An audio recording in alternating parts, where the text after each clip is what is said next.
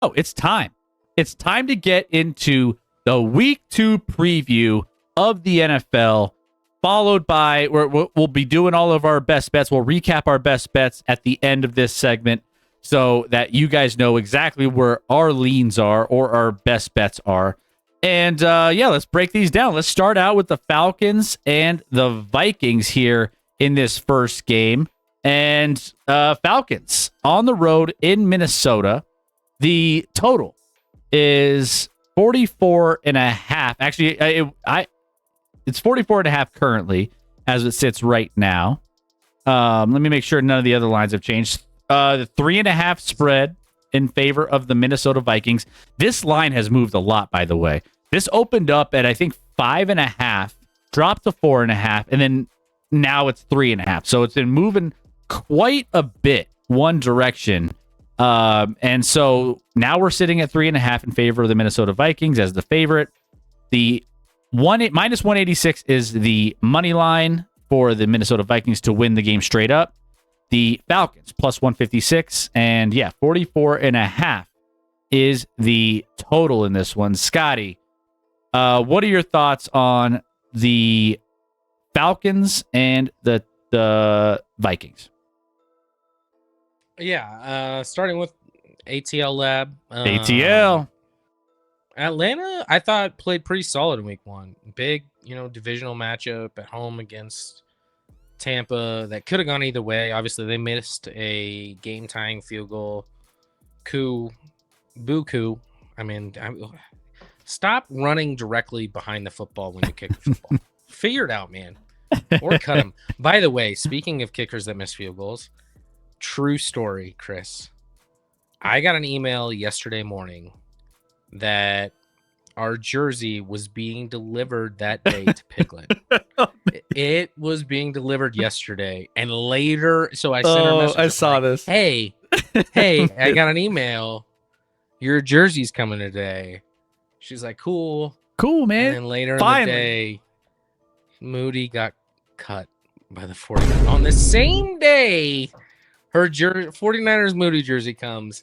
He is no longer a 49er. I feel so bad. I know that's off topic, but I sent her a message. I'm like, I'm so sorry. She's like, it happens. I'm like, I know, but like bad timing.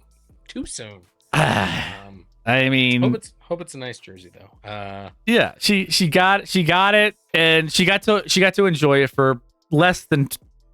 Well, actually, I think she's out of town, so someone was house sitting and grabbed it, I think. Oh, so she hasn't even seen it yet. Oh, she hasn't even touched the jersey. I think only because last week she told me she was out of town this week. So anyway, Falcons. I thought, I mean, that was a game that could have gone either way. Obviously, they gave up a big touchdown late to Baker and Emeka Egbuka. Who had a nice debut, but I thought Atlanta kind of played to what I thought that was going to be. That was going to be a tight game that could have gone either way, and they kind of played up to my expectations. They're not great. They're fine.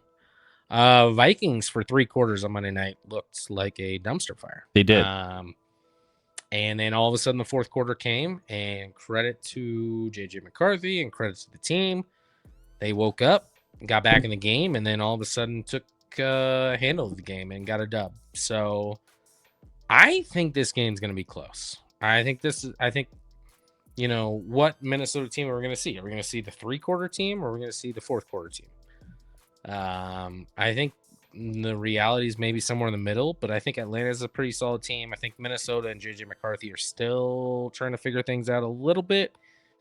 I mean, obviously he had an awful pick 6 in that Monday night game. So my lean here would be Atlanta plus 3.5, but I'm also ATL up, so I'm biased. So I saw this line at 5.5. I saw it dip down to 4.5, and I was like, I still lean Atlanta 4.5 in this one. And then I was like, okay, it's borderline one of my best bets. Didn't lock it in, and then I saw it drop to 3.5, and I was like, I missed the spot. So I agree. I think this is a Falcons team that could potentially keep things close in this game. I think it's going to be a close game. And I just think the number has swung too much. Like now I'm almost kind of thinking the spread at 3.5, you almost start seeing the value towards the Vikings at this point. But I still don't feel as confident as I did unless if it was a 4.5 or 5.5. So public in the money. Minnesota was just so bad offensively for 3 quarters. Correct. That them being a 3.5 point favorite, even at home against the Falcons team that's not great but decent, feels aggressive. It does. And I think that this one, the public, 78% of the money on the spread is on the Vikings, which tells you everything you need to know. The money, the big money, or just in general, split down the middle, 50-50 basically in this game. So I would lean Atlanta in this one. Atlanta's beat up at wide receiver. Drake London, he's kind of iffy. He might play. I don't know if they've said anything about if he's playing. I think he's questionable right now. Darnell Mooney is also banged up. Even if he plays, he's not going to be 100%. You have Brian Flores defense in the dome. I think against the opposing team, I feel like he has a really good chance to slow down Atlanta scoring. And I think JJ McCarthy is going to have some struggles in his second game here too, which why I think it could be close. But that's the reason why I like the under 45. I ended up getting it 45.5. I think that this game could be a little bit more low scoring given the fact that the Atlanta Falcons wide receivers are banged up, given the fact that JJ McCarthy for 3 quarters in the last game looked awful. And I don't know what he's going to necessarily do this week. I just think that there's going to be some trouble scoring in this game. So if I'm going to take anything, my best bet in this game is under 45.5. I would play it even down right now at 44.5. Maybe even 43, but that's cutting it a little close. So I like the under in this one. I do think Michael Penix, again with some of the issues at injuries and things like that, will maybe have to do a little more, and I don't know how that's going to work out for him. So, we're going to go under in that one as well. Average Texan, are we forgetting Bijan? If the Vikings can't stop him, he's going to go insane all the game. He had a big game week 1. They still lost. Honestly, Minnesota's defense. A lot of people made fun of because they signed some vets in the interior defensive line with, oh my gosh, Allen and Hargrave, I believe. And they repped in week 1 and played pretty well. Obviously against the Chicago rushing attack that's no one is expecting to be great. But still, Bijan's great. I'm on Atlanta side. Chris's leans maybe Vikings, and then definitely is taking the under. So at 45, you said 45.5? 45.5 is what I got it at. I like that a lot more than 44.5. Like a 24-21 game is what this feels like. Yeah. Yep, I got it at 45.5. So, yeah, I think the defenses, the between the two offenses, and then Minnesota's defense is stout. I think that they'll be able to kind of slow down this Atlanta offense a little bit to the point where they're going to have some 3-and-outs. They're going to have some struggles.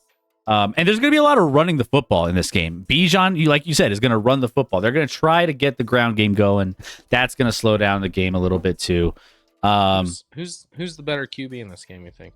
Who has the better day? Penix. Both second-year guys, Penix or McCarthy? I think Penix has the better game. I think Penix... If London practice, which Hauser says London practice, so should play. I mean, if he practiced today, he's playing. Yeah. So I think Penix has a little bit more under his belt. So I would say Penix, but I don't think it's going to be a big discrepancy. I don't think Penix is going to go crazy and McCarthy's just going to absolutely be awful. I think they're going to both have probably average games at best. McCarthy sucks, says Diacola. She's not a big McCarthy fan, I guess. Just very a lot of vitriol towards McCarthy. He sucks. After one start in the league, we already know he's terrible. Oh, brother, this guy stinks. Yeah, I guess. Okay. All right. Well, let's move on to the next game, and we have on deck the Jets and the Bills. So the Jets hosting the Bills in this one. Spread 6.5. Now, just like the last game, this has also moved quite a bit in one direction towards one side. So Buffalo Bills minus 6.5 in this game. So favorites on the road after that crazy finish against Baltimore, coming back late, winning that game in dramatic fashion. They are favorites on the road. So Jets coming off a heartbreaking loss to the Steelers, where I thought they didn't look awful. I mean, I think Justin Fields had some flashes in that game, and the Steelers defense kind of let him run all over the place. But the Jets plus 240 on the money line, the Bills plus 295 or minus 295 on the money line. Over under set at 46.5 in New York. Scotty, do the Jets keep this one close? This started around like 8.5. It quickly went down to 7.5 to 7, and now 6.5, where you could ideally, if you really wanted to, tease the Buffalo Bills down to basically a pick 'em.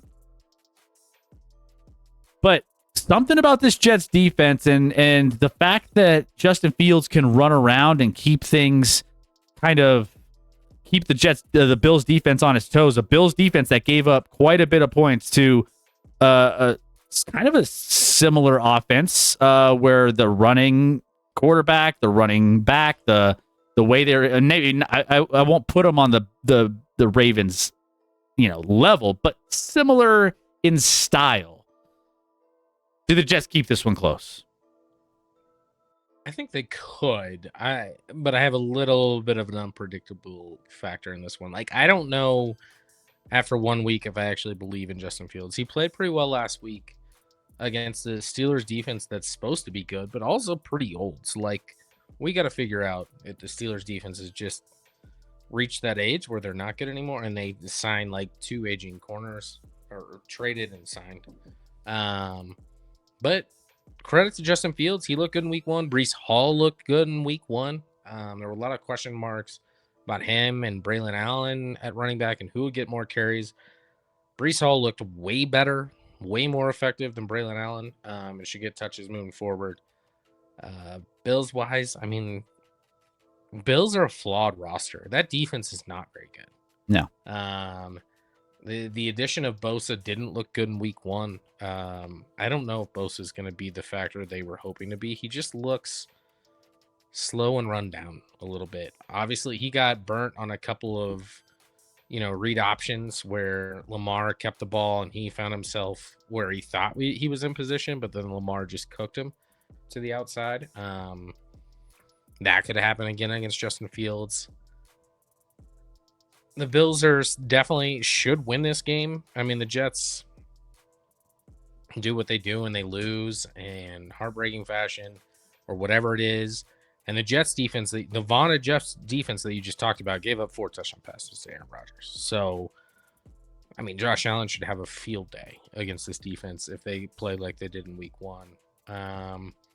So I don't have a great feel. I wouldn't take either side. I don't have a lean really. Bills should win the game, obviously, but could the Jets keep it close? Yes. Could the Jets lose by 20? Yes. Yeah.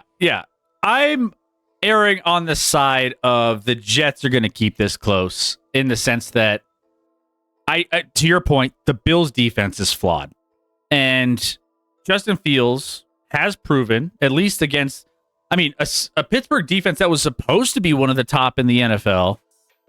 I don't know what happened back there in week 1 against this Jets team, but they did not slow down Justin Fields in this offense. So The fact that the Bills defense I know is flawed. The fact that I know Breece Hall looks almost as good as he did that. I mean, when he was before that injury that he had, he was looking electric. He's kind of feels like he's getting back to that mojo that he had before he got injured. And if that's the case, and they can stretch the ball, Garrett Wilson and Breece Hall is his normal self, I think this game could be a little bit closer than, and maybe it's a backdoor cover. Maybe it's one of those situations where the Jets end up finding a way to close the gap at the end of this game. The Bills on the road after a crazy Super Bowl-esque kind of vibe in that first week used a lot of their energy, and I get it. They're one of the best teams in the AFC. But, I mean, that's an emotional high that they're coming off of going on the road against a team that I think might keep it a little closer. So I'm going one of my other best bets. I did get the 7. I put it in with you earlier on the week, Scotty. I got the 7. So if they lose by 7, it's a push.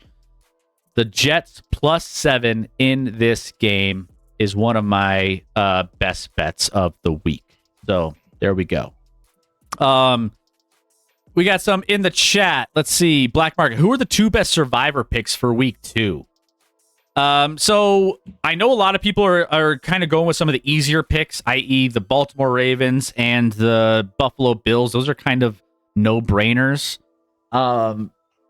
Cardinals, if you didn't use them in week 1 against the Saints, you could pretty much pick anyone against the Saints, I feel like. Cardinals are another popular streamer if you haven't picked the Cardinals quite yet.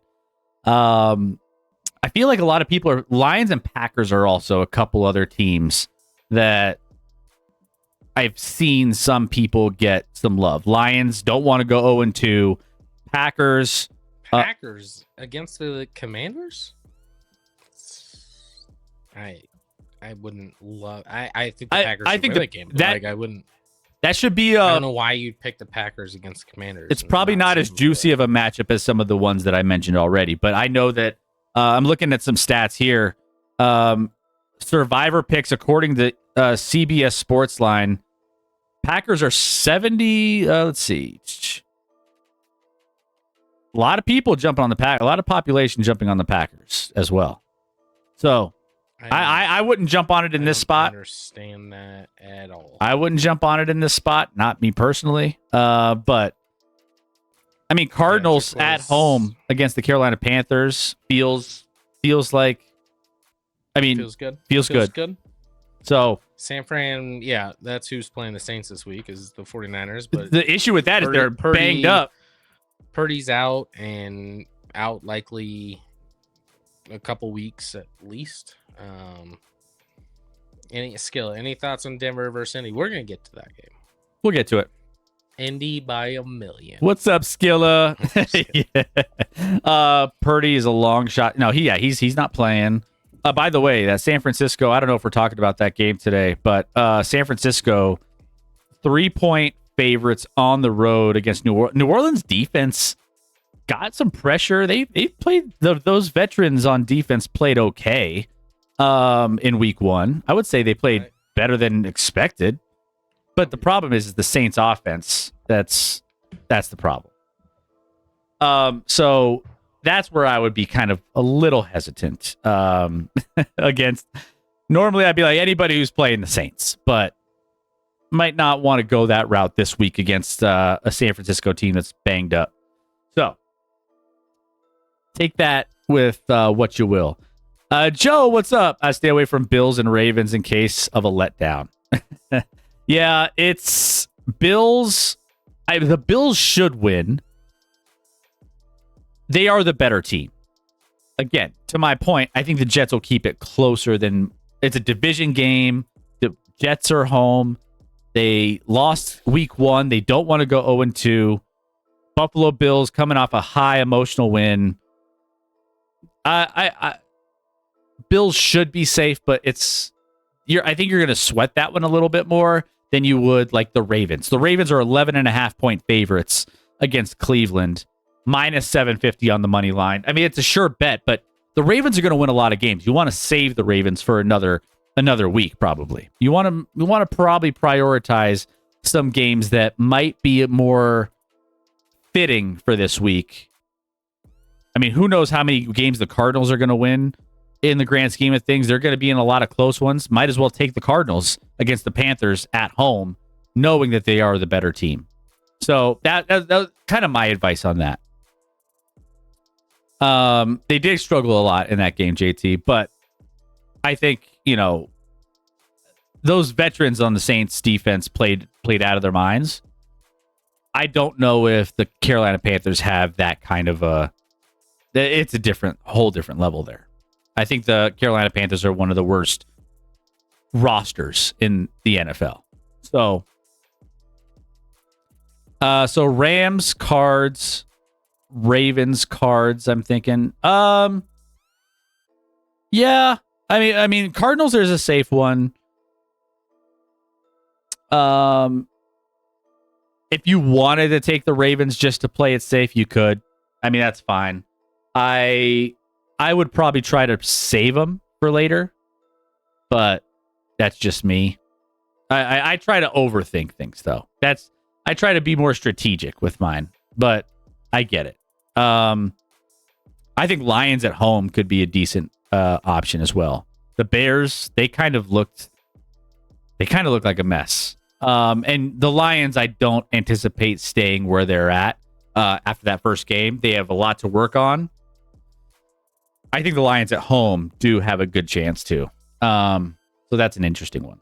Can Bryce Young play any worse? I didn't think so. After that game, I don't know. We'll have to see what happens in week 2.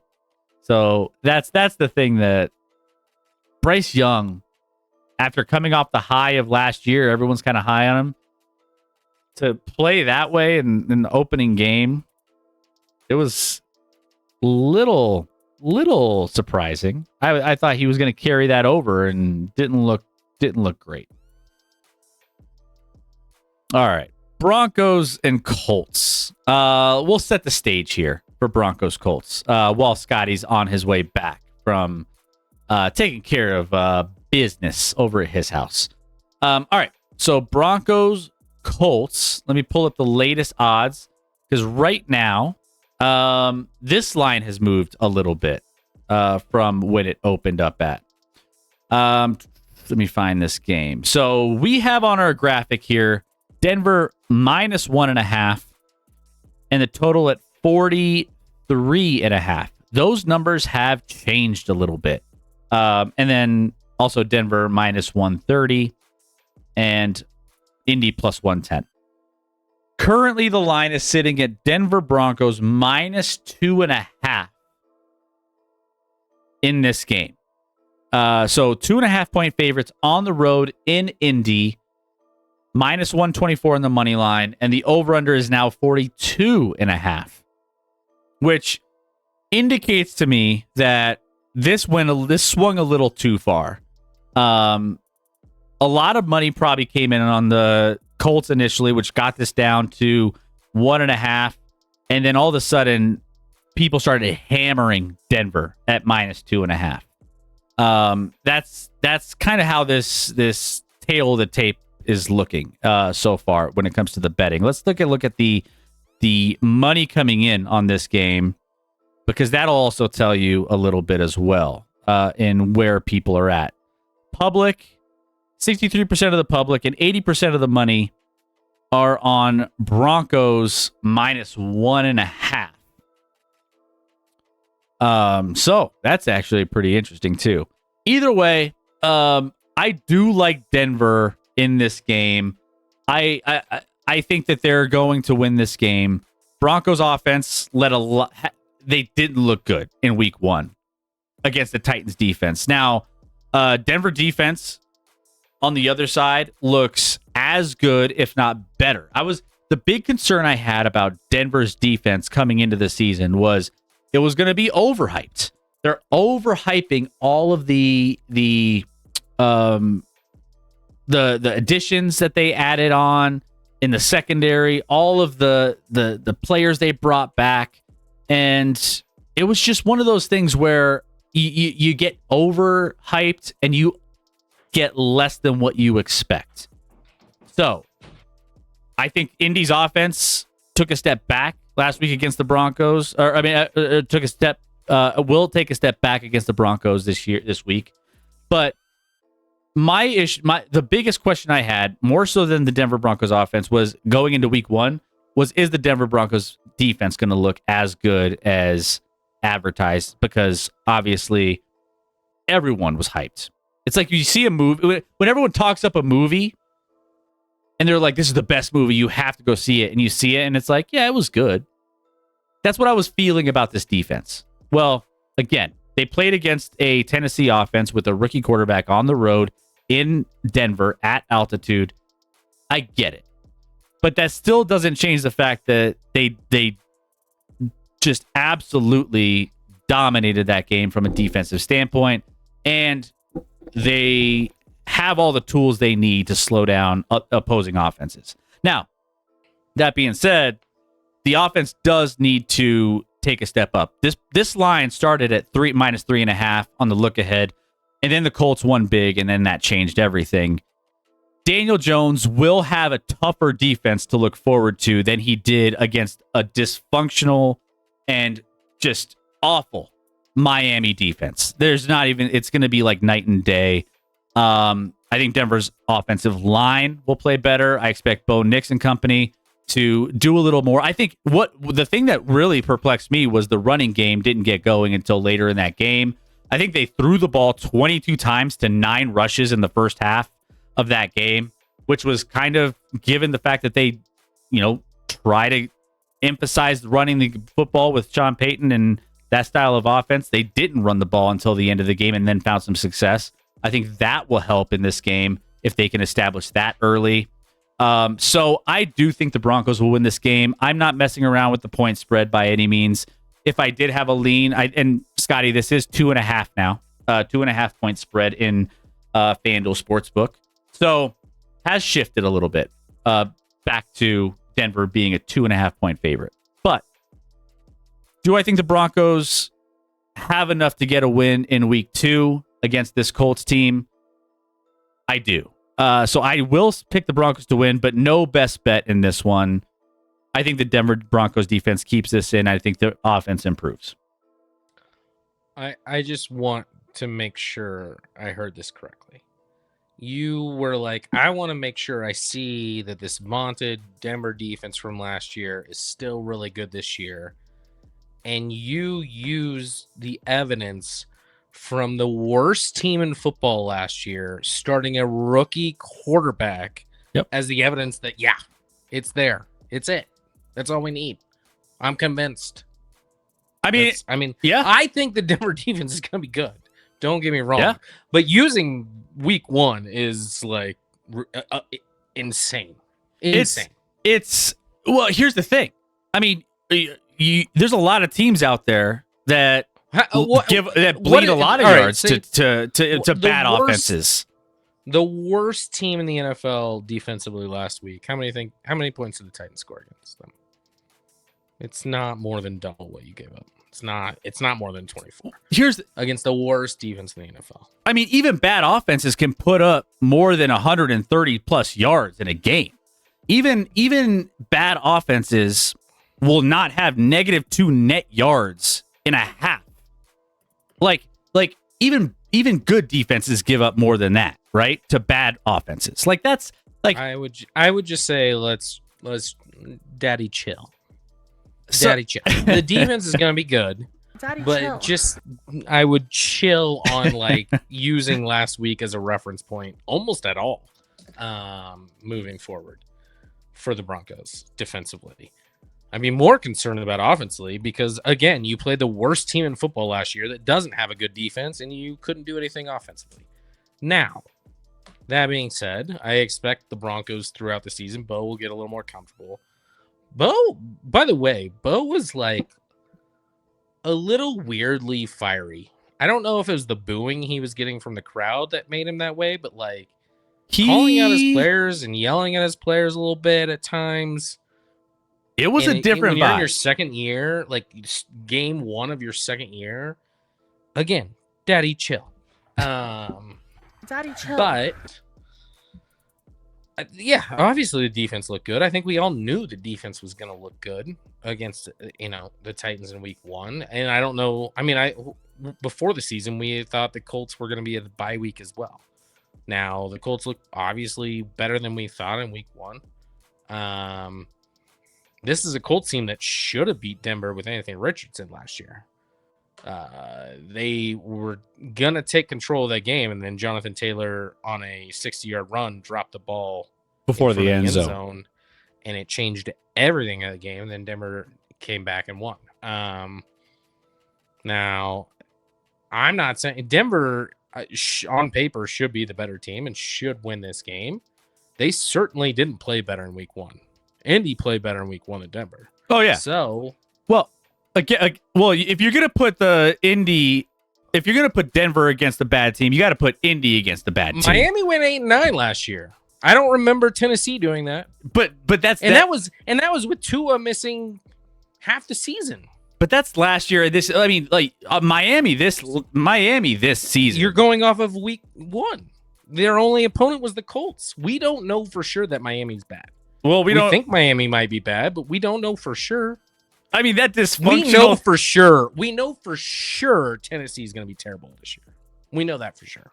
I'm pretty sure we know Miami's going to be a rough team until things change over there, right? I mean, but you're basing that off week 1. I don't think you said that before the season. Well, we're basing this. I mean, we're basing everything off week 1. Everything's off week 1. Well, so you're overreacting. I don't think Miami's going to be great and make the playoffs, but I don't know if they're better than Tennessee. They would beat Tennessee tomorrow in a neutral site, guaranteed. Probably. I mean, I think it would be a closer game than people would think.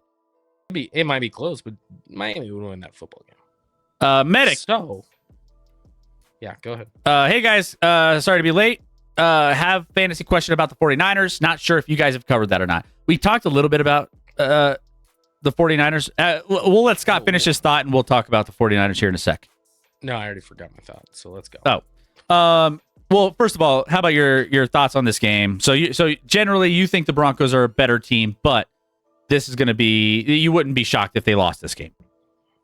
Not at all. Okay. Yeah. So what's your question? Why would we be shocked on now you say a 2.5 point spread? Nothing shocking in a 2.5 point spread. No, I mean, I think the Broncos do get away with a win in this one. The biggest thing is what are we going to get from Daniel Jones against a more stout defense? Is that the biggest question, or is it what we're going to get from Bo Nix? I honestly, Bo Nix was arguably one of the worst quarterbacks in the league, or last week. Yeah, one of the worst quarterbacks to start. He was really bad. He wasn't really. He wasn't good, but I also do think that he was bad. Well, here's the thing. I think the game plan was off going into that game in the first place. I mean, to have him come out and throw 22 times in the first half. That's who. Now let's keep in mind you mentioned the running game for Denver, which you take away 2 runs, the running game was a disaster. But they did have a huge 50-yard run. They committed to it in this. They committed. No. They committed. No. Let me finish. No, I will. Before you say something that you're wrong about, Chris, let me correct you.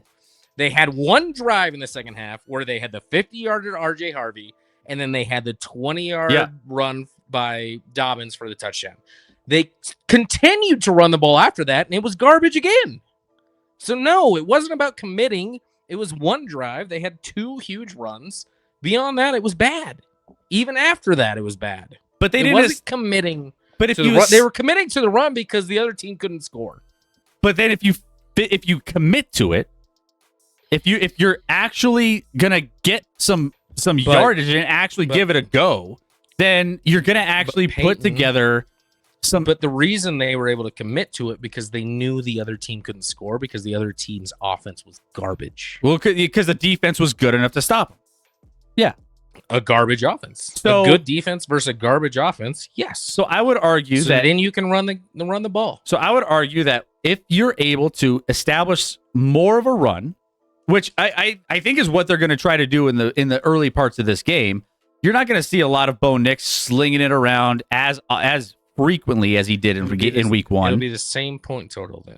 It'll be. I mean, so maybe take the under in the first half. Take the under in the first half. I don't think the Broncos' run game is going to be great this year. I think it might be okay, but it's not going to be good. It's going to be better than it has been in recent years because it has been non-existent in recent years. It hasn't even existed in recent years. So anything is welcomed. If RJ Harvey's that guy, hey, Chuck. What's going on, Chuck? Go. Welcome in. Can I call you Chuckles? What's up, Chuck? Who's your team and where you're from? Like to get to know you a little bit. Welcome in. All right, let's move on to the next game though. We have some stuff in the chat here. Danny Dime's going 2-0. Medic, I'm wondering if it would be wise to start Jake Tongs now that Purdy is going to be missing some time, or should I go with Fannin Jr. over in Cleveland for my tight end spot? I had Kittle, but we all know how that went. I'm telling you, Kittle is... I will never draft Kittle in fantasy football, ever. Kittle's always kind of that guy that...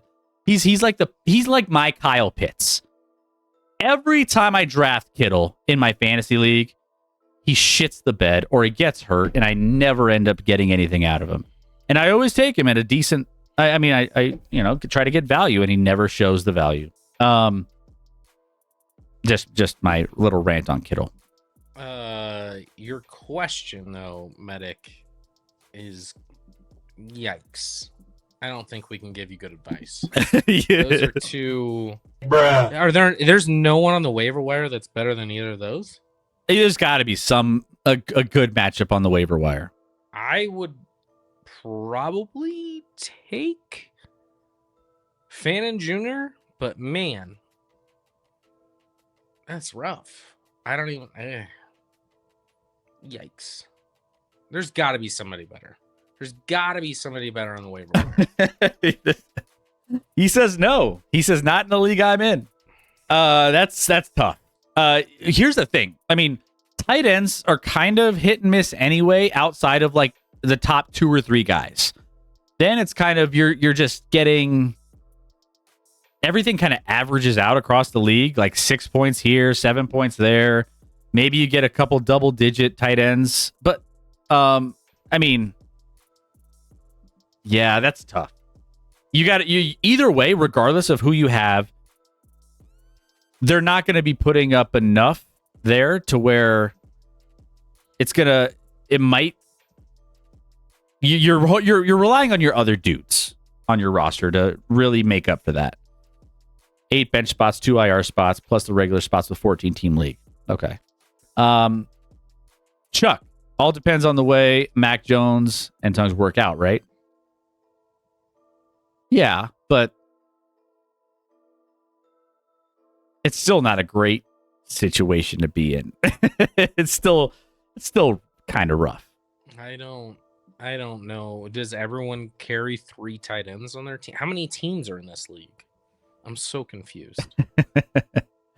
All right. Well, while we're getting some of those questions answered in the chat, we have Jags and Bengals up next as we're going to preview a couple teams that got wins week 1. One of them was a little more impressive than the other, but right now, currently sitting the Bengals, 3.5-point favorites at home against the Jacksonville Jaguars. Bengals minus 180 on the money line as it sits right now. Jags plus 152. Over under set at now. It's went up from when you made this, Scotty. It's up to 49.5 is the over under total for this game, and we both have strong opinions about this one, and this is both one of our best bets of the week. Yeah. Listen, the Bengals got some fortuitous bounces, both off wide receiver hands that ended up in picks that saved Cincinnati. We all know Cincinnati's notorious for obviously not starting well. But they haven't had like Burrow healthy usually in training camp. I knew the defense would be bad this year, so it's like the offense will be ready, firing in all cylinders. Jamar Chase is paid, Joe Burrow's paid, T. Higgins is paid, everybody's paid. Chris, these were the drives in the second half against the Cleveland Browns for the Cincinnati offense. 3 plays, 8 yards, punt. 7 plays, 17 yards, field goal. Only got a field goal because of an interception.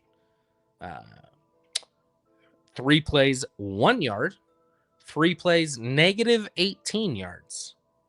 3 plays, 4 yards. 3 plays, negative 10 yards. Who's the quarterback in Cincinnati? That was the second half for Cincinnati's offense against the Browns. And mind you, they were only up 4 at half and somehow escaped with a win. I don't know how. Jaguars obviously beat up on a Carolina team that didn't look prepared. That one is also weird because they had like a weather delay for a long time, so it got broken up. But they were dominating before and kind of continued that afterwards. So I think the Jaguars might be pretty decent. I just don't believe in the Bengals right now. I can't, after what I watched in week 1 and what we know of the Bengals early on in the season, I can't believe in them.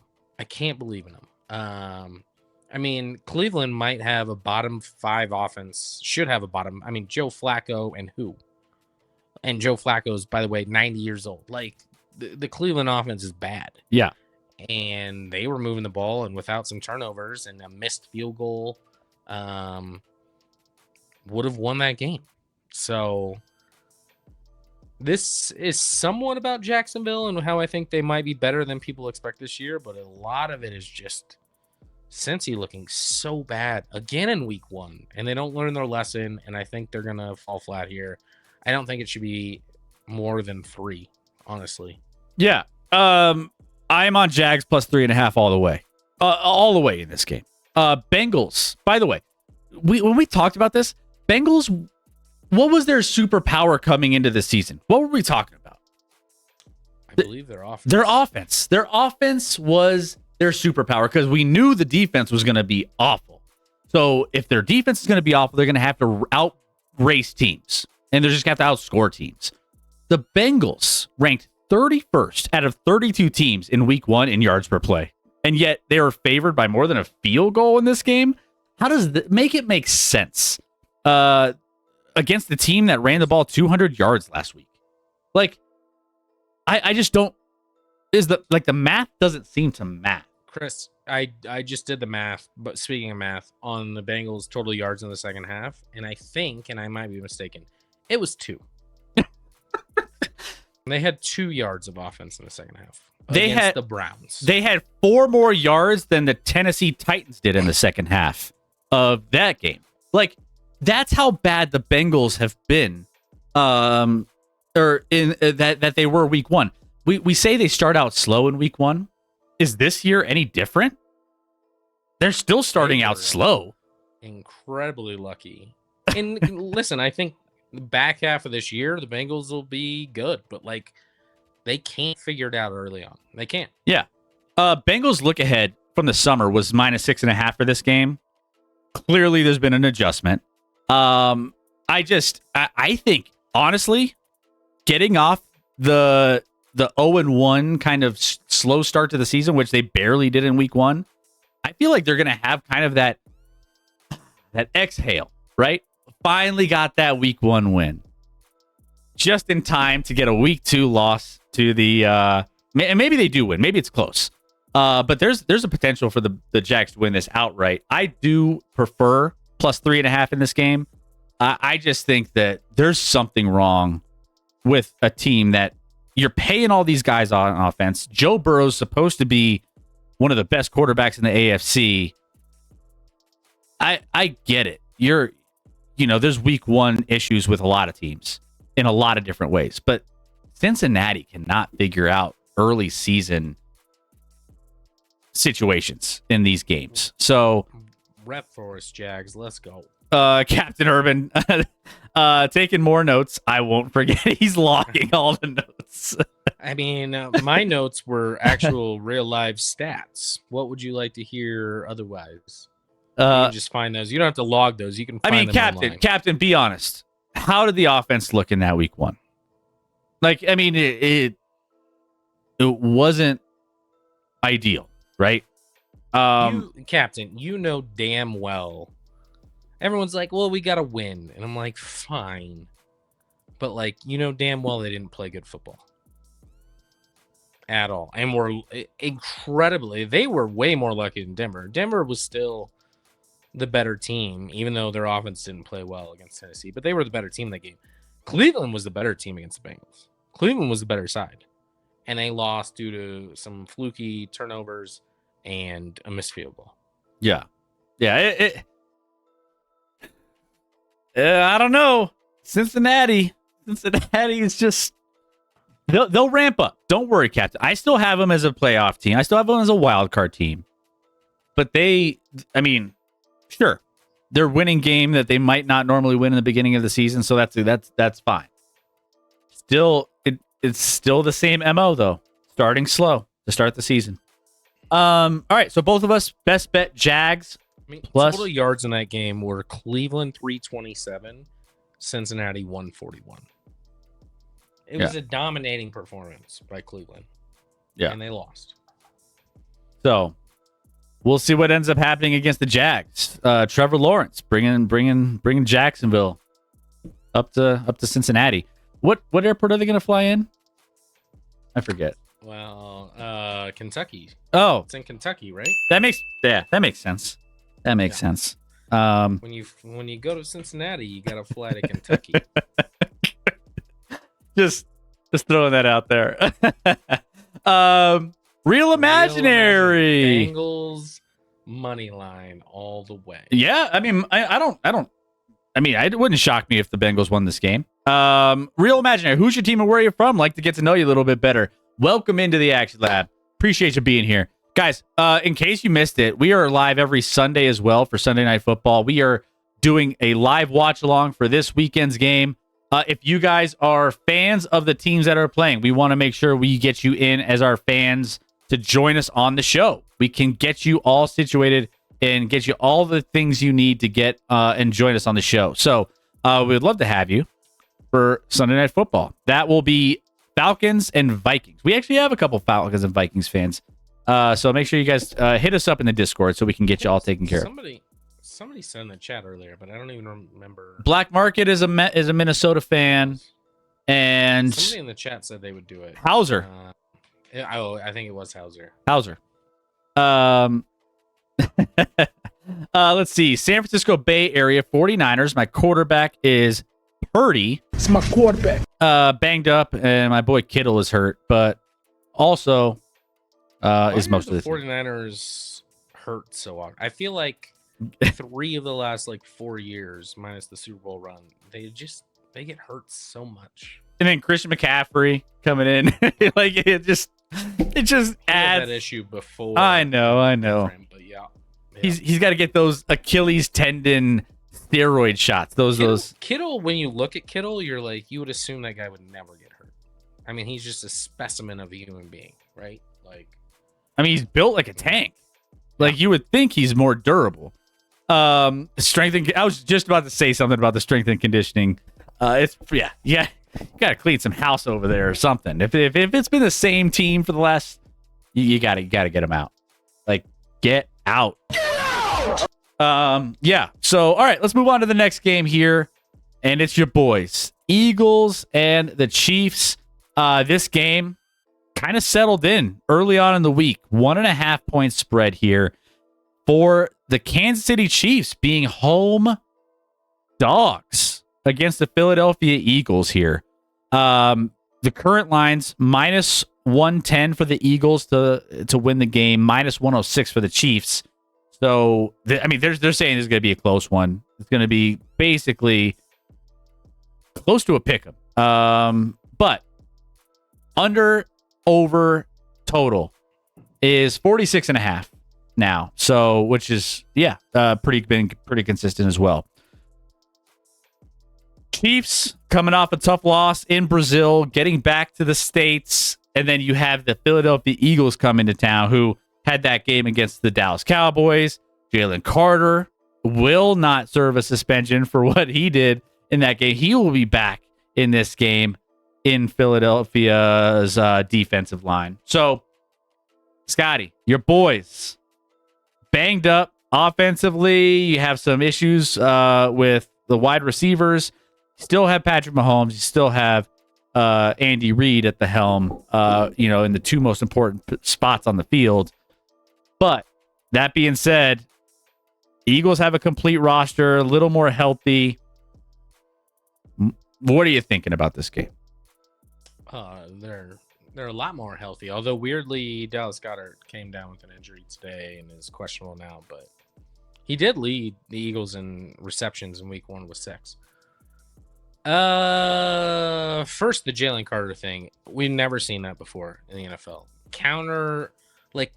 Time served as a suspension has never been a ruling in the NFL ever. But we just got it.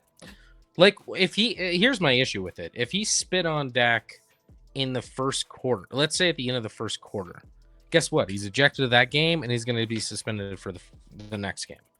But because he missed the whole game, that they can backdate the suspension. That is such a bad policy from the NFL. Part of that is me being scared. I already admit that, but I'm frustrated that is just ridiculous. They've never done that before. Never in the history of the league have they literally backdated a suspension due to him missing the game before. It's fine. Now we'll learn. If you only want to miss that game, you just spit on guy before the game, not during. Just figure that out. Just you don't want to play. Be that strategic. Day, just spit on a guy. Be strategic with how you spit. That's the precedent the NFL has set. You gotta give him that hawk too and spit on Yeah. that thing. Obviously, the Chiefs didn't look great in Week 1, especially defense. Their defense was way worse than their offense. Mahomes was, especially in the second half. The second half, Mahomes was perfect. He was incredible. The defense did not live up to expectations. Couldn't get pass rush. Secondary sucked. Linebackers look slow. I don't know. That makes me more nervous than everything. We didn't get pressure on Hurts in the Super Bowl, and he killed us. Hurts had the most time to throw, actually, in the NFL in Week 1, and was garbage with it, ironically. He was not good in Week 1 throwing the football against the Cowboys. In a win, 24-20. But the stats, or the metrics say he was most time to throw, but at the bottom of EPA per play. So, I don't know. What am I saying here? I feel like, and Chris, maybe you have the numbers because you've thrown it on some other games. What are the percent? Everyone has to be dumping on Philadelphia right now. So the public on Eagles -1.5. Public 73% on the Chiefs. The money 94% on the Eagles. 73% are on the Chiefs? Public wise. And 94% of the money is on the Eagles. That is shocking to me. I would have assumed everyone was going to think Philly wins. I can't touch this game because I think Philly wins. And normally this is a spot where I'm just like, Chiefs underdogs at home.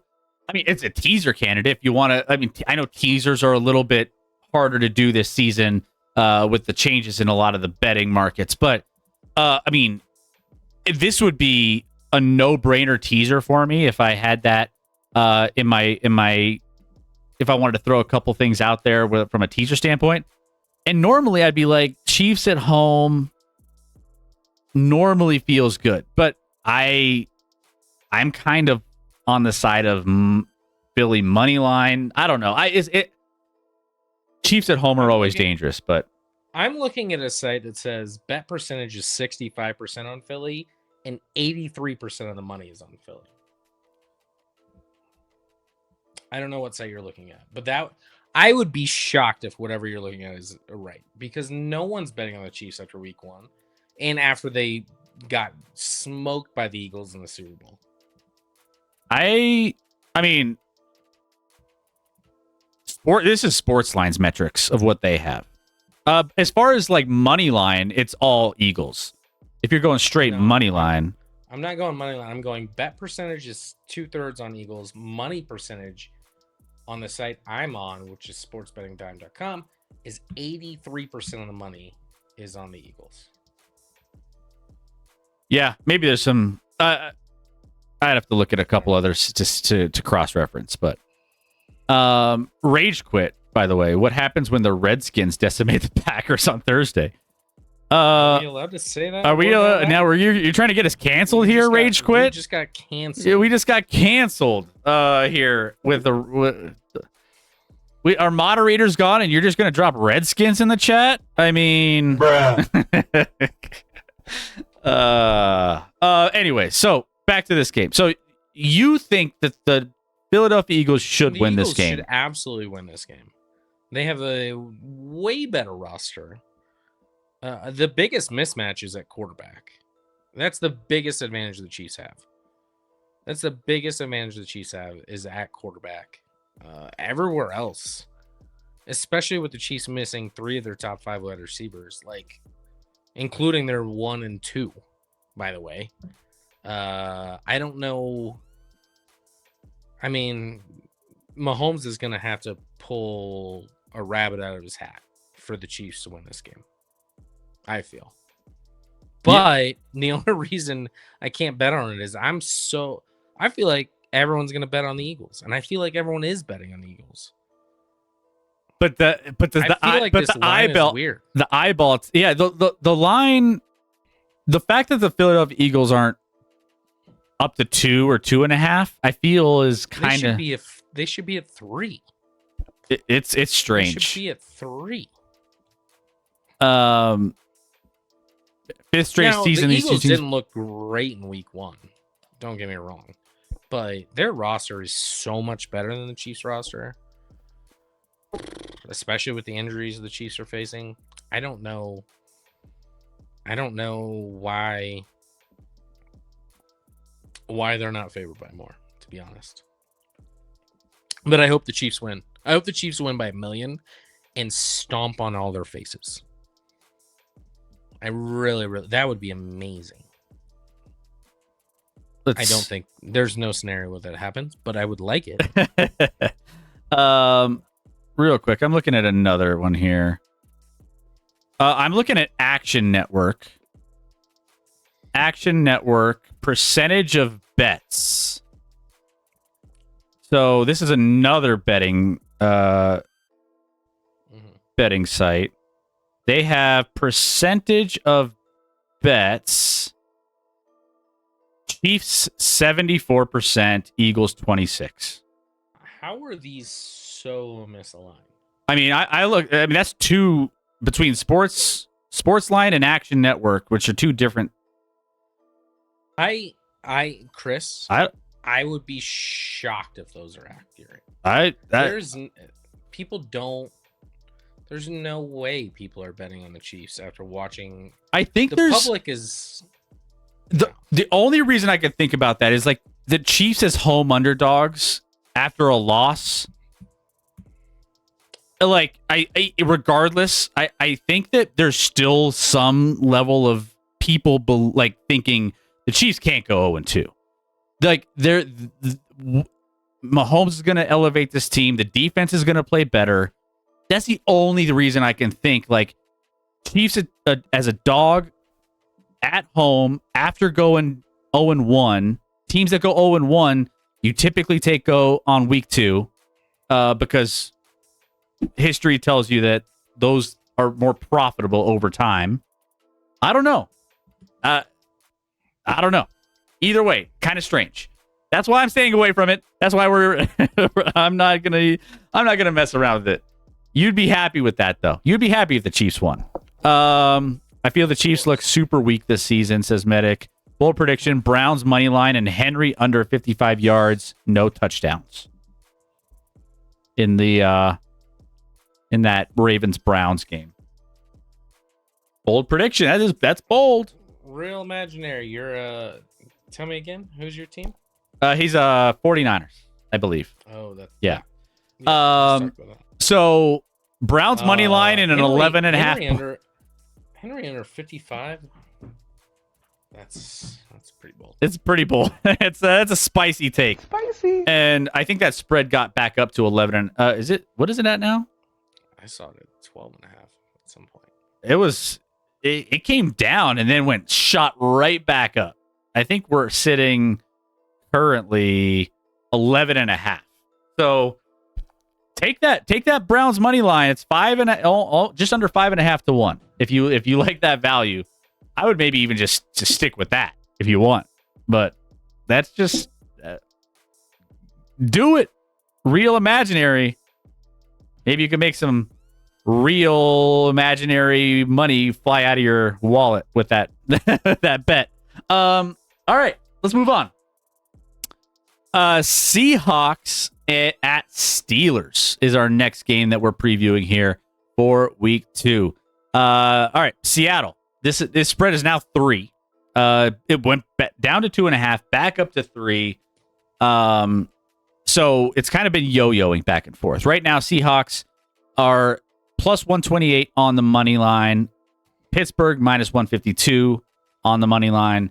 Over-under set at a low, well, not super low, but one of the lower totals of the week, 39.5. So, Pittsburgh at home in this one, hosting Seattle, Scotty. Yeah, I'm not even excited to talk about this game. I don't know. These are two mid teams going at it. I know. I'd be curious to think what Rex thoughts are, and maybe he wrote about it, but I didn't see on week 1 of the Steelers, because obviously the defense was supposed to carry him. The offense pretty much carried him a little bit in week 1. The defense had some certain issues against the Jets offense of all teams. Seahawks, that was a back and forth game. They could have won. They were in position to win late against the 49ers at home. Sam Darnold gets the ball hit while trying to throw a pass by his own lineman, and the rest is history. So I don't have a lot of thoughts on this game. Anything could happen. I think it's pretty telling after Steelers blow up in week 1 offensively that it's still at 39.5. That's definitely a low number, considering Rodgers threw for 4 touchdown passes last week. I think this game's going to kind of be boring to watch. It probably will. Two middle of the pack teams. It wouldn't surprise me. My lean at 3 would be Seattle. At 3, I would take Seattle. 3 is what my best bet of the week is for this week. So I will be taking Seattle plus 3 on the road. So Pittsburgh enters this game without 3 projected starters. Deshaun Elliott, defensive lineman Derek Harmon, and inside linebacker Malik Harrison, each rolled out with knee injuries. They signed Jabril Peppers just as a stopgap safety. So there's a lot, like this defense did not do well against the Jets offense last week. I do think that the Seattle Seahawks have what it takes to maybe get a little bit more going here in this game as well. So, I mean, week 2, when both teams are 0-1 against the spread, the underdog has covered 26 of 39 times since 2014. And I guess here's the thing. Are we expecting, and we talked about this a little bit before, Aaron Rodgers throwing 4 touchdowns in game 1. Are we expecting that to be a standard for the Pittsburgh Steelers? I don't think so. I think that comes back down to earth a little bit. We also got to know that nobody has seen DK. This is a revenge game for DK. Nobody knows DK better than Seattle. So they're going to have ideas on how to slow him down and try to get him, in some tough spots. But I just think there's a lot of things going against in this spot the Pittsburgh Steelers. So I'm going to take the plus 3 while I got it. At 2.5, I kind of get a little bit more skittish on this number. But if you're giving me 3, I'll take the 3 all day, which is why it's my best bet of the week. One interesting comment that I have that's irrelevant of how this game goes, but does Seattle have the worst star power in the league? Probably. We were talking about how bad they're. When I was trying to make this graphic, I'm like, who should I put for Seattle? And I'm like, Yeah. is really Jackson Smith and Jigba the best option? I think so. And I'm like, that's not good. They have 0 star power on that team. Maybe the most boring team in football in that regard. There's bad. Nobody, and not even like star, or at least like age stars that are still kind of stars but past their prime. No, they don't have that either. They have nothing. Yeah. I know, like Colin Cowherd, he's a big time name in sports on Fox Sports, was high on this team, and I was like, I don't know what he's smoking. The talent level, I mean, they better be getting a lot out of these no name guys, because the talent level on this team is not comparable to some of the other teams that we see in the league. But JSM might get there, but he's not there yet, and that's like their biggest. What am I supposed to put? Sam Darnold, Kenneth Walker, Zach Charbonnet. I don't even know on defense. Like they have a corner that's no, it's bad. They got nothing. It's bad. But I still think it's good enough to cover against the Pittsburgh Steelers. so figure that one out. Flat high stocks. I don't know. All right, so there you go. Rec would absolutely be. I mean, maybe Rec would be on board with that. I don't know. I mean, I'm sure. You think? I think Rec hated week 1. Oh, I think he probably did too. Even though they won, I think he was. A disaster. Struggling. I think he hated it. I think he hated Rodgers succeeding at times. I think he hated the defense being not very good. I think he hated it all. I think he hated. He might have hated that they won. He probably did. I don't know how he's feeling. We got to get a pulse on him when he gets back from his trip. All right, Bucks Texans. I know someone was asking about Bucks Texans earlier on in the show. So here we are. We got the matchup of the week. Not quite. Monday night's gonna be fun. I think it's 2 pretty good matchups. It'll be an interesting game for sure. I think we have two games. 2, absolutely. Las Vegas in LA and Tampa Bay Houston. Tampa Bay Houston will be the earlier of the games, but Tampa Bay 2.5 point favorite. 2.5 point favorite for Houston. Tampa Bay is the underdog on the road. I put it somehow. Well, it auto corrected to how. I definitely put HOU. How is -2.5? How is it -2.5? And then at the end, it auto corrected to you instead of just we production autocorrect's the worst. It's the worst. So let me type what I want. I know what I'm doing. So Houston coming in this game 2.5 point favorites at home, -148 on the money line. Tampa Bay +126. Over under set at 42.5 in this one. Texans looking, I don't know. They were underwhelming. Is a perfect way to say when you scored 9 points against the Rams in week 1. It's not. Defense was good. Defense was fine, but the offense, CJ Stroud, didn't look as sharp as you would want him to be. Meanwhile, Tampa Bay last week, 23-20 win over the Falcons. So Ibuka, 2 touchdowns last week. See if he can carry that in here to this Texans game. But Scotty, let's talk about Texans and Bucks. Yeah, I'm glitching right now, so I don't know how this is coming through. Hopefully, okay. Oh, we got you. I have a sneaking suspicion in this game that a lot of people are putting money on Tampa Bay.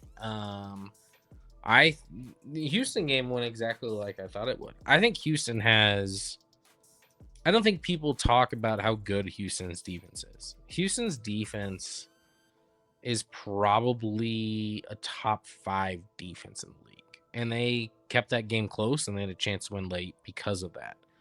The Houston offense gets all the press, right? Like CJ Stroud was so good rookie year, Nico Collins, They got rid of their offensive line. They can't protect. They only have Nico. They're injured other places. They don't have a lot of options, and it showed in that game. They're relying on Nick Chubb. Love Nick Chubb in his prime. He's past it. Joe Mixon, if or when he comes back from his health injury, but he's out at least the first 4 weeks. So I don't know if he's going to move the needle a lot either. The Texans are a very dominant defensive team right now, and I think the offense is going to struggle, but that defense will keep them in any and every game. Tampa is probably a little more balanced. They were a little lucky to get away with a win last week. I like what Tampa's doing. Igbuka getting 2 touchdowns in his debut is great, but it was on 4 catches. I don't know if that's repeatable. They didn't really feature Mike Evans much at all, and Chris Godwin's still out, so like that offense is still gonna grow. The defense is fine, but aging at times. I have a weird. I think Houston wins this game. I think Tampa's gonna have the better season, but this game, I think Houston's gonna win. At home, Monday Night Football, home opener for them. Yeah, I like Houston to win this game. I can't even tell you for sure why, but I think the defense roughs up Baker a little bit, and they make some plays offensively, and it's enough. It's gonna be a close game. Yeah, I think if I'm off it in the sense that I would like Tampa if this was at 3 a little bit more.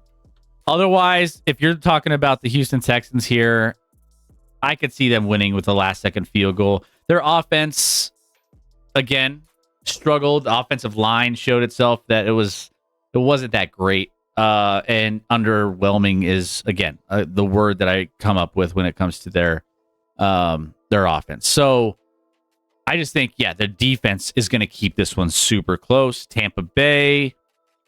I do like how Tampa Bay is featuring Ibuka. Like, you're going into week 2 thinking he's going to be a threat. Takes a little pressure off of Mike Evans offensively to, be the guy that carries this entire offense. Because that's what we were wondering going into the season, is whether or not, one, Mike Evans is going to continue to do what he's been doing over the last, 3 or 4 years that we've been thinking he's going to fall off. He's getting old. He's not going to be able to do this again. Well, Emeka Egbuka will be able to help take some of that pressure off, to maybe open him up a little bit now that he's kind of got a little flash from week 1. So I don't know. I think this is going to be a close game. I'm with you. It's going to be, if this was a 3-point spread, I would lean Tampa, but at this number, at 2.5, I could see Houston winning this game on a last-second field goal to take the lead and blow it up. So another stat from last week, like Baker threw for 167 in a late win where he had to throw. It was a close game throughout. It's not like he was just sitting on it. Baker was the leading passer and rusher for Tampa in that game with 167 passing yards and 39 rushing yards. Michael Penix threw for 298 in that game. Feels like Tampa was lucky to get away with one there. I think Tampa might be a little flawed right now and overrated. And I'm not high in Houston by any means, but I think Houston gets the win here. Yeah, and you also got to keep in mind, again, like the teams that go, the teams that do end up losing week 1, I just putting those into a week 2 scenario where they have to win to go. No one wants to go 0-2. There's a little bit extra effort into those games. So that's another reason why Texans could be interesting in this matchup. What's up, King Clive? What's going on, Chiefs fan? Are you a Chiefs fan, King? Rep. If so, welcome to the Red Kingdom. No, that's it. Here we go. Tech 9 song. There we go. Shout out Tech 9. If Scotty's a Chiefs fan, so you're gonna feel right at home here if you're a Chiefs fan. Who's your team if it is Chiefs? Where are you from? Like to get to know you. By the way, hit that follow button, guys. We will be live on Sunday night for Sunday Night Football, second half of that game. And then we'll break down all of the games earlier on in the week also after that game is over. So make sure you stay tuned for that. So make sure you hit that follow button so you know when we go live.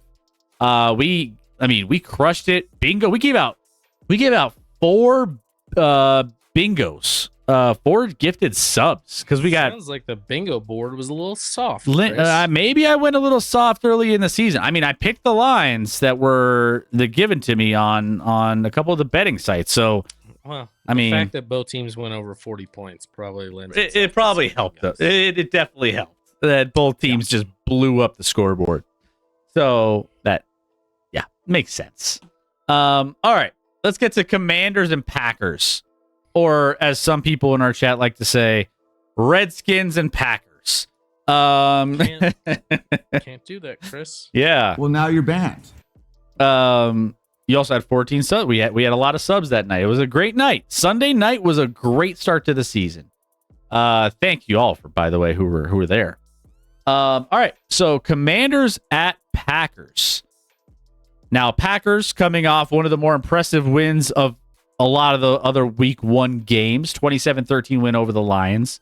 Meanwhile, the Commanders had a convincing win over the lowly Giants, led by Russell Wilson. So 2 teams coming in undefeated. One will leave with a loss.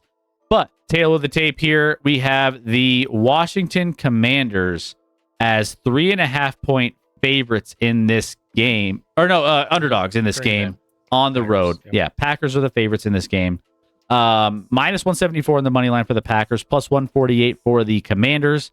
Over under total set to 48.5. Now, this is an interesting one in the sense that we'll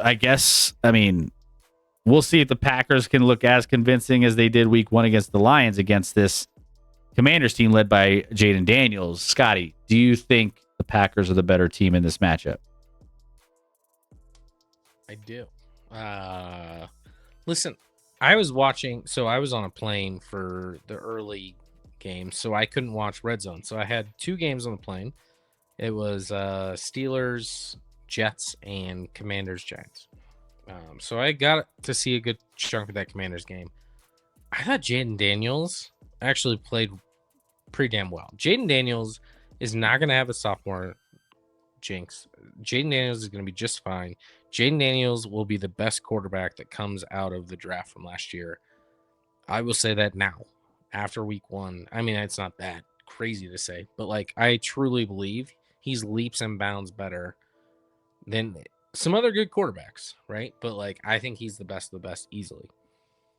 Saying that, and obviously the Commanders defense balled out, got tons of pressure on Russ. Russ needs to be benched immediately. I was watching that game and I was just like, the dude, if his first read isn't there, he just puts his head down and is just looking like he's just the Russell Wilson experience. Where am I gonna go? It's the Russell Wilson experience. And reportedly, why am I drawing a blank on the coach's name of the Giants? Daboll went into the owner's office this week. I heard this. Yeah. Beg that they can start Jackson Dart, and guess what? They're starting Russell Wilson this week. So we'll see how that goes. It's my quarterback. Forward. Obviously, that doesn't involve this game, but I think the Commanders are going to have a much tougher test on the defensive side of the ball, facing this Packers offense that looked very comfortable and very good. Packers are riding high after the trade. They looked like one of the best teams in the NFL. Obviously, beating down the number 1 seed in the NFC from last year with the Detroit Lions. Commanders looked fine. I have questions about their defense. The offense didn't score a lot, but I think they left points on the board where I'm not worried about the Commanders' offense. Ironically, I'm more worried about their defense, even though the defense looked better than the offense in week 1. It's a thing. Saying that, I would lean Green Bay in this game. Short week on the road, Packers home opener. Or did they start at home? They started at home. This is their second week. Yeah. But either way, I lean Packers here. Just they're like on an emotional high right now and playing. I think they're going to play really good football. Yeah, I was leaning Packers initially, and then I was looking at some of the Green Bay injury reports. They're down potentially 2 offensive linemen, Zach Tom, and what was the other one? Oh, and I think he's one of them. And then there's another one. And then Matthew Golden, limited with an ankle injury. Jaden Reed already playing less than full health with the Packers offense. Like, I feel like they're kind of have some weird injury things happening. But then I look on the other side and I see the fact that they got, Michael Parsons is probably going to negate some of that anyway because their defense is going to be good. So I'm like, part of me is like, oh, the 3.5 looks really good if the Packers are kind of banged up and coming off a win that I don't know. I go back and forth with this one. I left this off my betting card because I was just a little skeptical on both sides with some of the variables. So I don't have a best bet in this one. Maybe Commanders plus 3.5 because I liked what Jaden Daniels did in that first game, but I don't love it. I don't think it's something I feel confident in this game. So off the board. Otherwise, maybe some props in this one. Jordan Love over 222 total passing yards. Maybe that's interesting. I think that he could probably achieve that in this game. Terry McLaurin, anytime touchdown score. For that, Matthew Golden's not on the injury report at all for the Packers. So he's not. All right. So then I lean Packers a little bit more. and the linemen are both questionable, which, who knows? So, yeah, depending on how those end up turning out, I guess we'll see. But, yeah, I love my Commanders, but I don't think they cover, says Tickle. Well, they don't have to cover. They're underdogs. True. That's True. Yeah. Or you don't think you think they lose by more than 3.5? Is that what you're saying, Tickle? You're saying they're gonna just barely lose this game? Can't. Well, no, he's saying they're gonna lose by more than 3.5. Yeah. If they don't cover. Yeah. So lose by 4, don't cover. 4 or 100. All the same. All the same. Yeah, it'll be an interesting one. This is the Thursday night, right? It's a good Thursday night game. Yeah. Yep. Thursday night football. Tomorrow. Mañana. All right. Well, there you go. That's that's gonna do it for this. Let's go ahead and let's bring up our best bets of the week. And here we go. So, Scotty, there's I believe I think 3 of my games we didn't talk about. We did not cover 3 of your games. So go ahead, cover your games, and then I believe I covered all of mine. So you could go in depth on yours. Yeah, that's why I did it this way. I just want to be featured at the end of our stream. It's kind of what I do. Yeah. Taking the spotlight. We did both talk about Jacksonville. So I get into Detroit. Detroit at home against Chicago. Chicago's short week. I think Chicago, Minnesota's quarterback play and offensive play was so bad for 3 quarters that Chicago isn't a great team, but should have taken advantage of it. Didn't. I think Detroit's going to be pissed off. I think they play really well at home. I think Detroit wins by, honestly, double digits. So they cover that 5.5. Moving on from that, Chargers 3-point favorites at Las Vegas. Obviously not a long trip for Chargers. Chargers had more rest because they played Friday versus Sunday. I know they had to come back from Brazil, but still had more rest. They look, obviously the Raiders look good week 1 and a win at New England, but it's possible we just overhyped New England a lot. They didn't play well on either side of the football, in my opinion, in that game. I think the Chargers actually played well on both sides of the football, and it took like Super Mahomes to just make it a game, to be honest. I expect more from the Chargers moving forward. I think the Chargers cover that 3 points and beat the Raiders in Las Vegas. And then Carolina plus 6.5. I know Carolina did not look good in week 1. I don't think Arizona blows out anybody this year. I mean, they just had a close game against the New Orleans Saints, who we all maybe thought were the worst team in the league. That one wasn't great.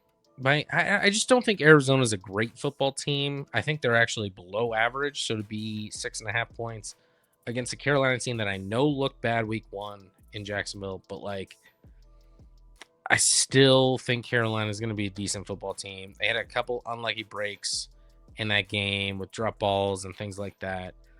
I think Carolina keeps it close, and I'll take Carolina plus 6.5 at Arizona. I think going back to last year, you love betting Carolina a lot. And it never works. So I'll do it again. Carolina is the same as the Steelers for me. Like I bet it so much. Soon enough, you're going to have your Carolina Panthers chip that you're going to need to carry with you moving forward. I think unless they bring me the victory, Chris. unless they cash in for you, you know. Yeah, cash. But then I'll have all the chips. Looks like we only have one super pick this week, though. Only one, Jacksonville. So we'll add that to the super picks, and then hopefully we'll be 2-2 at the end of this week when it comes down to it. But yeah, I mean, I don't think I think Detroit's probably the right side in that one. I feel like if I had a best bet there, it would be the Lions minus 5.5. It's a get right spot, and Lions were, I feel like just trying to feel things out, right? With the first week. I think they'll be in a little bit more of a rhythm this week. So I'm with you on the Detroit. Chargers, it was 3.5 at one point for the Raiders. I was like, all right, if I would take the hook, maybe if it was still around. I don't think it is. I think it's all 3, which makes me lean Chargers in that one. So like that as well. Carolina, I'm not sure on. So I trust the 6.5 though. That's a big number. I think they're decent enough against an Arizona team that I'm not high on. Otherwise, you guys know my bets: Jacksonville, Atlanta, Minnesota under 45.5, Seattle plus 3, and the Jets plus 7, which we already covered. So there you go. All right. So now, let's go ahead. Do we want to talk about real quick all of our contest rankings and see where we're at? Let me pull those up real quick. If there's any other games, guys, that you guys are interested in or curious in or have questions on, throw them in the chat right now. By the way, hit that follow button if you're new to the channel. If you've never seen us before and you're just hanging out with us, getting all the best football knowledge you could possibly get from the 2 best people that cover this sport better than anyone else on the platform, you should hit that follow button.